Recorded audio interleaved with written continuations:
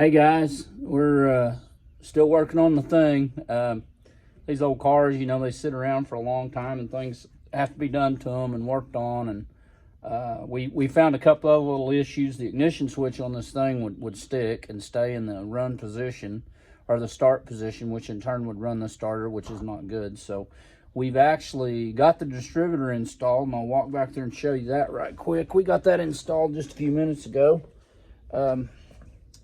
And we got the distributor in, so it's in there. It's timed. We found a few other little issues. Fuel accelerator pump on the carburetor's actually leaking a little bit, so we're gonna rebuild the carburetor, and we'll go over some of that too as well.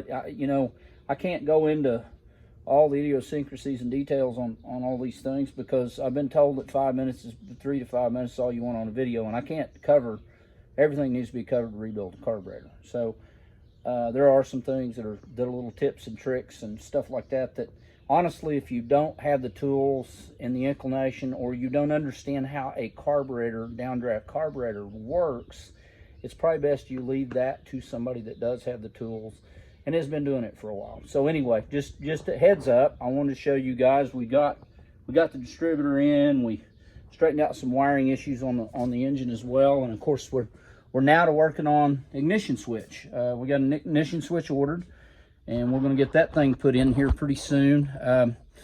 Be Thursday before we'll have the ignition switch, but we've got it apart and we've got that all taken care of. We're going to work on, some of these things as well and get the rest of this stuff situated.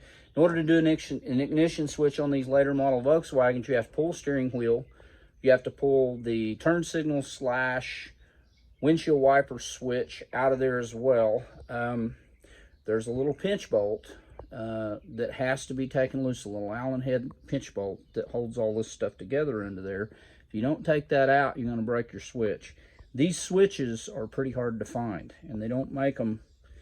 You might be able to find them. I have heard people have lots of problems locating these switches because it's an all-in-one switch, and it's got the on the left-hand side of the screen as you're looking at it, that's the windshield wiper and wash setup for the windshield wipers, and then of course on the left on your right-hand side of the screen is the actual turn signal switch, and it's got this long connection that goes in there and connects up all your wiring at the bottom, the modules, the terminals. And like I say, you got to be very careful with these because if you break one of them, they're really hard to find.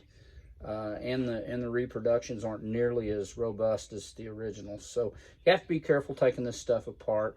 You have to pull the steering wheel. There's 4 bolts that hold this switch in, then you have a pinch bolt in the column.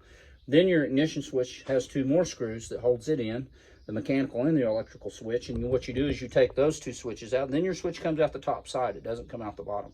And then after all of that, there is a very small set screw that holds the electrical part of the ignition switch into the holder. So you have to look for that because it's there.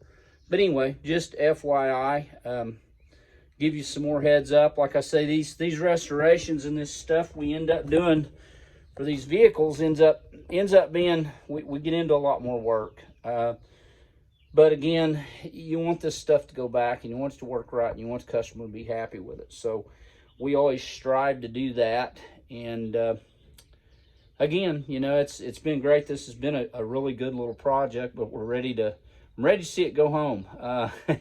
Every time we touch something else has to be fixed. So it's nature of the beast. These old Volkswagens, if you're not versed on repairing them and working on them yourself, you probably should look at maybe having enough money to have the work done, and it can get expensive. So just FYI, guys, again, have a great day. We're going to do more of these little videos, and I'm trying to do a better job of putting them on correctly and speaking correctly as well on the videos. So if you guys enjoy the videos, we upload all of them to YouTube, Bumgarten's VW Cranking House on YouTube, and then of course they'll be on the YouTube and Instagram page as well. Go give us a like, watch our videos, and critique us and give us some information on what you guys would like to see more of in the way of how-to videos. Talk to you soon. Signing off from the Cranking House. Peace. Don't fuddle with a spark.